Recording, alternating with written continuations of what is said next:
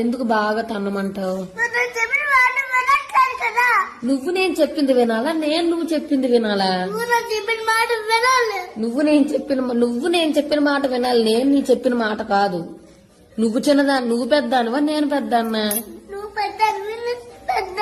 నువ్వు పెద్దానివి నేను పెద్దాన్నేనా? నువ్వు లిల్లీ పుట్టు బుడంకాయ దానివి, నేను పెద్దదాన్ని. చెప్పు.